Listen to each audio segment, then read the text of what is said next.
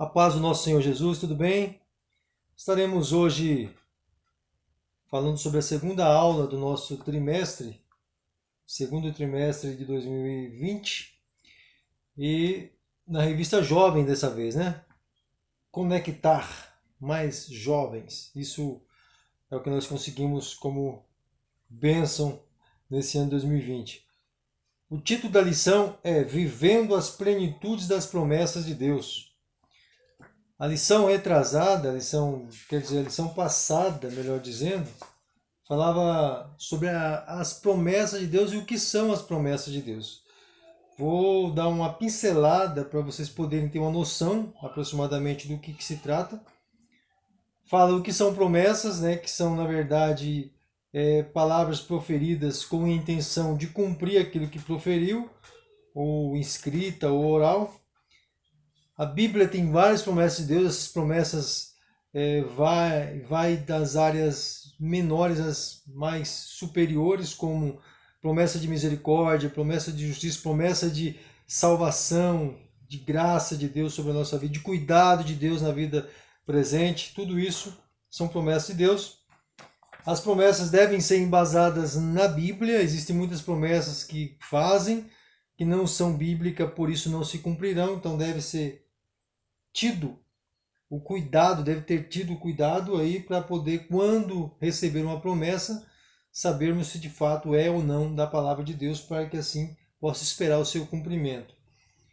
Promessas condicionais foi falado também na primeira lição. Quais são as promessas condicionais? O que é uma promessa condicional? Promessa condicional é quando Deus promete esperando algo ou da outra pessoa, do agente que está recebendo a promessa. Então, no caso do povo de Israel, vocês serão abençoados caso obedecerem. Então, essas promessas condicionais. As incondicionais independem da ação humana. Bom exemplo, Jesus virá. Mas Jesus virá quando? Quando o povo estiver preparado? Não, ele virá no momento que Deus ordenar para que ele venha, e aqueles que estiverem preparados subirão. Então, são promessas incondicionais, não depende da ação humana. O Espírito Santo viria sobre a igreja. Isso era condicional? A igreja precisava estar orando para que descesse? Não. O Espírito Santo desceria, e ele desceu no dia de Pentecostes. Também é uma promessa de Deus incondicional. Então, tivemos aí noção do que é a promessa condicional e uma promessa incondicional. As promessas incondicionais, Deus age de acordo com a soberania dele, com a vontade dele, com o querer dele. Um exemplo, nós não desejávamos ser salvos, mas Deus decidiu nos salvar. Isso é uma promessa de Deus e ele agiu incondicionalmente a nossa resposta ou não. Ele decidiu salvar o ser humano, salvar o pecador, e nisso somos muito gratos. Então essa foi a lição número 1. A lição de número 2 vai falar sobre aliviando o sofrimento. E aliviando o sofrimento a partir das promessas de Deus. Qual é a promessa que faz com que o nosso sofrimento, o sofrimento humano, seja aliviado? O texto bíblico é Mateus capítulo 11, versículo 28, que diz: Vinde a mim, todos os que estáis cansados e oprimidos, e eu vos aliviarei. A verdade aplicada é: Jesus, durante o seu ministério terreno, curava a todos os oprimidos e também prometeu aliviar o sofrimento e a angústia humana, sem nada nos cobrar, fazendo tudo por amor. De modo que aí a promessa de alívio, ainda que seja condicional, porque o pecador precisa receber a Cristo, mas Deus de fato decidiu, por livre e espontânea vontade, conceder isso ao ser humano, pela sua soberania. O primeiro ponto da lição falar sobre o peso do pecado. O que o pecado gerou no ser humano? O que fez o pecado com a raça humana? Quais são os desprazeres causados pelo pecado para que Deus pudesse intervir com essa promessa de alívio, essa promessa de tirar o peso do ser humano? O primeiro ponto, então, é o peso do pecado. Subponto, ou subtópico do primeiro tópico, marcados pelo pecado. O autor ele traça muito bem a ideia de que o pecado ele foi herdado por Adão. Todos aqueles que nasceram ou nascem de Adão herdam o que nós chamamos de pecado adâmico. Quando Adão errou no Jardim do Éden, ele sendo responsável pela raça humana, toda a raça humana caiu em Adão, ou passou a ser pecador em Adão, passou a ter a consequência do pecado dele. Como ele era uma pessoa perfeita, sem erro, então não existiria outra pessoa mais correta, mais ideal para que fosse o representante de uma humanidade santa, perfeita, pura. E foi Adão. Só que ele errou. Ele tendo errado, traz toda a consequência do pecado sobre a raça humana. E o homem agora é escravo do pecado. O que o comentarista vai traçar aqui também no primeiro ponto? Que o pecado em Adão, ele foi ocasionado por uma desobediência a Deus motivada por uma chantagem, pelo um ideal satânico, onde a serpente enganou a mulher Eva. E esta, sendo enganada pela serpente, caiu em desobediência, consequentemente Adão, e nós sofremos com isso. Então o pecado teve origem em Satanás. Ainda que o homem agiu de acordo com os prazeres de Satanás, mas ele que foi o motivador do pecado na raça humana. Então é isso que precisa ficar bem claro para que nós possamos prosseguir. Um peso muito grande, com certeza. O pecado, ele trouxe um peso, uma carga sobre o ser humano. O ser humano não tem alívio quando está vivendo uma vida de pecado. Ainda que ele tenha prazeres, em alegrias de alguns momentos, mas esse pecado traz a ele tristezas terríveis, como insônia, vários tipos de doenças e enfermidades que vêm assolando a humanidade por causa do pecado, consequência do pecado. O pecado trouxe como um peso muito grande. A gente vai analisar aqui o segundo subtópico, e interessante que essa revista aqui, todos os tópicos só são 2 subtópicos, e o subtópico 2 é o peso muito grande, como disse, que o pecado trouxe. O primeiro ponto é a morte. Depois que o homem pecou, a morte passou a ser uma realidade entre nós seres humanos. Então todos vão morrer. É impossível que alguém viva aqui na Terra e não morra, exceto aqueles que Deus, com algumas exceções, retirou aqui da Terra e levou para si, como o Enoque, que é considerado como o profeta Enoque ali no livro na epístola de Judas, e também o profeta Elias, que foi também transladado. O corpo de Moisés que não foi encontrado, porém a Bíblia menciona claramente que ele morreu. Então aqui todos, com essas exceções, morreram. Até o nosso próprio Cristo morreu em nosso lugar, morreu em favor dos nossos pecados, para que nós pudéssemos ter direito à vida eterna. Então Jesus morreu, pagou o preço em morte para que nós pudéssemos ter o direito de vida eterna. Como ele é Deus, e somente Deus poderia morrer e ressuscitar, trazendo assim a liberdade, nós vivemos eternamente. Primeiro, trouxe morte então ao homem. O homem que era um ser perpétuo passou agora a desfrutar do desprazer da morte, que é o salário do pecado, segundo Romanos capítulo 6 e versículo 23. Todo trabalhador é digno do seu salário. Aquele que peca é digno de morrer, é digno de ser assaltado pela morte, né? Levado pela morte. Então, quando nós estamos em Adão, enquanto temos a natureza humana, devemos então passar por esse desprazer da morte como consequência do primeiro pecado. O pecado não só trouxe a morte, mas escravizou o homem, escravizou a humanidade. O que é ser escravo? É não ter o direito de agir de acordo com aquilo que é bom, mas sim de acordo com aquilo que está na sua natureza pecaminosa. Então todo ser humano, de alguma forma, ele tende ao pecado por ser escravo dele. O pecado é o que rege a humanidade. Infelizmente, essa é a realidade. Nós vemos que a maldade predomina, o orgulho predomina, o egoísmo predomina. As pessoas querem serem melhor do que as outras, isso predomina. Então nós temos uma marca em nós que nos leva a querer ser melhor do que os outros. Todos são assim. O egoísmo é uma marca prioritária do pecador. O pecador sempre tende ao egoísmo. Ainda que ele faça boas ações, ele pensa nessas boas ações e ter algum retorno. E esse retorno é uma atitude egoísta. Então o pecado escravizou o homem pensa e faz de acordo com que o pecado que está dentro dele faz com que ele venha a agir.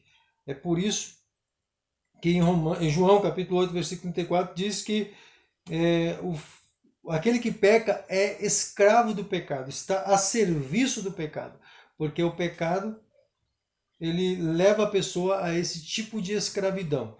A criança desde pequena é maldosa, ela não quer dividir as coisas, quer as coisas para si mesma. Isso aí é um egoísmo que eu disse que é uma ação prioritária do pecado. Então devemos sim agir com humildade, porque Jesus nos chamou para isso. Sem humildade nós temos a característica do antigo homem, Adão. O pecado faz do homem servo do diabo, morte, escravo do pecado e servo do diabo. Como eu disse no início, quem principiou toda essa ação, esse desencadear de pecado na vida humana foi Satanás. Agindo de acordo com o pecado, estamos agindo de acordo com o dono dele, ou o criador dele, que é Satanás. Então o pecado nos leva também a sermos servos de Satanás. Quando você erra, você peca, e você vive no prazer do pecado, de certa forma está fazendo o serviço do diabo. Jesus disse isso no capítulo 8 de João, dizendo que os judeus, quando confrontou ele, ele disse: vocês têm por pai o diabo, porque é mentiroso e pai da mentira. 1 João capítulo 3, versículo 8 é o versículo que o comentarista usa. Ele diz: quem comete pecado é do diabo, porque o diabo peca desde o princípio. Para isto o Filho de Deus se manifestou, para desfazer as obras do diabo. Então Jesus é o 8,32 que o nosso presidente sempre usa, mas é um versículo bíblico chave para nós entendermos que quando Jesus ele toma conta de nossas vidas, do nosso ser, nós não vivemos mais debaixo do pecado, mas o Filho nos liberta, e estando libertos do pecado, nós não agimos mais com o prazer de pecar, com a vontade inteira envolvida quando erramos, mas sim, o pecado se torna então para nós uma contrariedade da nossa natureza. Nós não queremos mais, ainda que erramos, mas nós não desejamos o erro, não desejamos o pecado. Essa que é a verdadeira mudança que ocorre naqueles que são filhos de Deus. Segunda Epístola aos Coríntios, capítulo 5, versículo 17, diz que se alguém está em Cristo, essas coisas velhas já passaram. Eis que tudo se fez novo. O que se fez novo? Essa realidade interna de você não desejar mais o pecado, não desejar mais as coisas que ferem a Deus, que aborrecem o Espírito Santo, mas desejar as coisas que de fato venham glorificar o nome do Senhor. É isso que é a realidade daqueles que vivem em Cristo. Uma promessa condicional: vinde a mim, é um convite. Jesus está chamando as pessoas para virem. E quem ele chama? As pessoas que estão sobrecarregadas, cansadas, pessoas que estão sem conseguir se levantar. Essa que é a verdade. As pessoas já não conseguem mais ter um norte, não conseguem mais observar qual o caminho seguir para poder ter melhoras. Então Jesus está chamando você, para que você possa ter uma relação íntima com Ele. Venha, é um convite, vinde a mim. Traduz literalmente, vem aqui, ou faça parte do meu convite. Jesus é o único caminho, por isso que Ele está chamando as pessoas para virem a Ele. Se existisse outro caminho, Jesus sendo o verdadeiro homem como Ele é, Ele tinha apontado para o outro caminho. Como Ele é verdade, o caminho e a vida, Ele só deveria chamar você para vir a Ele. Não existe outro lugar onde você deva estar, a não ser aos pés de Jesus, junto com Ele.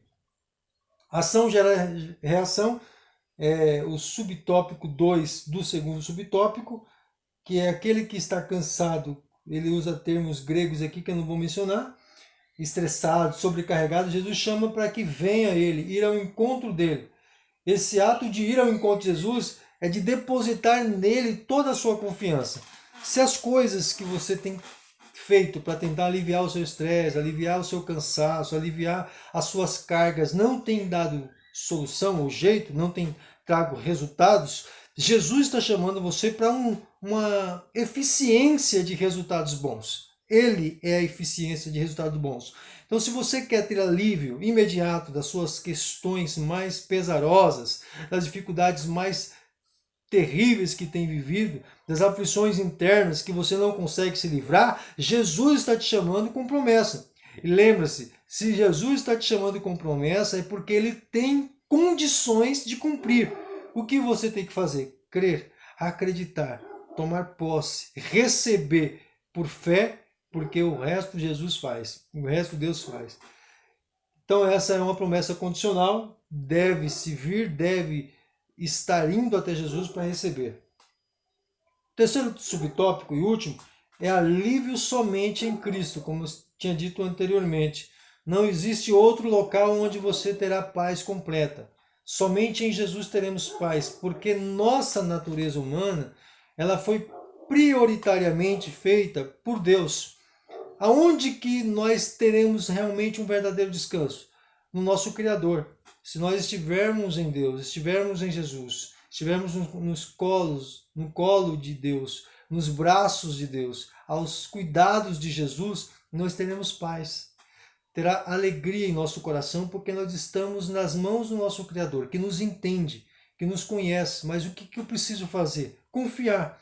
Independente das circunstâncias, das tribulações da vida, das adversidades da vida, nós devemos confiar. Confiar em Deus, confiar em Jesus, entender que somente Ele pode nos livrar de todos os pesares e dificuldades aqui na terra.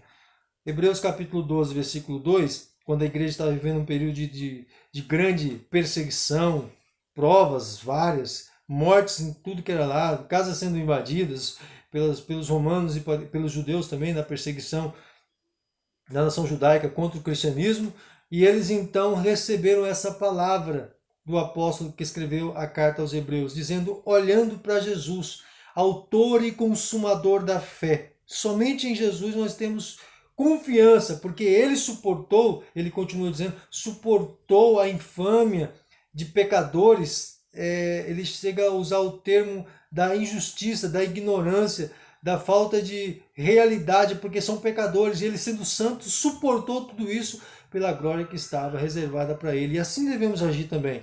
Nós devemos agir de forma que venhamos glorificar a Deus, entendendo que as tribulações no momento atual não nos separará do amor imenso que existe em Cristo Jesus. Amém? Dias difíceis nós estamos vivendo, que é o primeiro subtópico do terceiro tópico aqui da lição. Pessoas não conseguem encontrar solução, ainda mais nesse momento de pandemia, onde que ainda não existe uma cura exata que funcione em todos os casos, para todo tipo de ser humano. Isso é uma certa correria para descobrir também a vacina, para que ela possa ser aplicada e seja realmente efetiva em todo ser humano. Existe todo um protocolo a ser cumprido e as pessoas estão desesperadas, os governos, as nações, o mundo está desesperado por causa dessas questões. Só que nós que estamos em Cristo não podemos entrar nessa onda de desespero. Ainda que devemos nos cuidar, ainda que devemos realmente cuidar da nossa saúde, não somente da nossa, mas também daqueles que estão ao nosso redor, mas devemos confiar especificamente em Deus.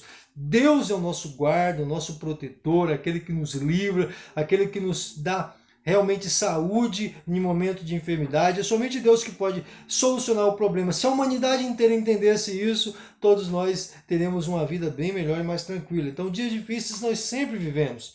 Ainda que nós vivemos dias bons, dias de alegria, mas dias de dificuldade sempre vêm, até na melhor pessoa. Até na pessoa mais rica do mundo, vai ter um momento que ele vai passar por dificuldade, seja na saúde, seja até mesmo no momento financeiro, que não agradar muito aquilo que ele previa, né? Ou investir em alguma coisa quando não deu certo. Dificuldades todos passam. Só que a verdadeira felicidade, independente da dificuldade que estamos vivendo, é estar em Cristo, é estar em Jesus, é estar vivendo uma vida em Deus. Então, cultive essa relação de você com a sua particularidade numa vida espiritual com Jesus. Relacionamento gera resultados. Por isso que Jesus chama, vinde a mim e eu vos aliviarei. Todos que estão cansados e sobrecarregados, eu vos aliviarei. No versículo 29, ele diz, tomai sobre vós o meu jugo. É lógico que quando você se relaciona com Cristo, você tem responsabilidades também com Ele.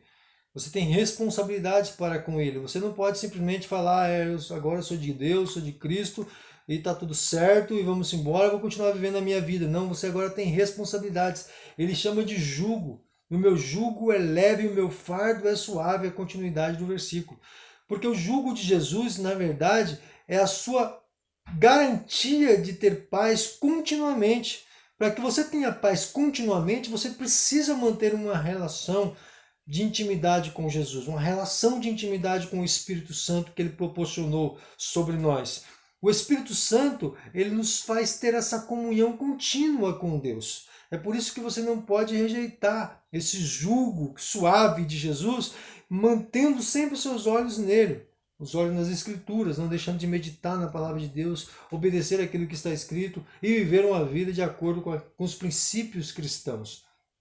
E assim nós desfrutaremos a paz, porque é impossível que você viva ou vá na igreja ou diga que é um cristão, né, e não viva uma realidade de cristianismo. Você não terá paz, não terá alegria, não terá felicidade plena. Mas se você de fato diz uma coisa e cumpre aquilo que diz, você tem uma vida correta diante de Deus e essa vida correta te trará a paz interior.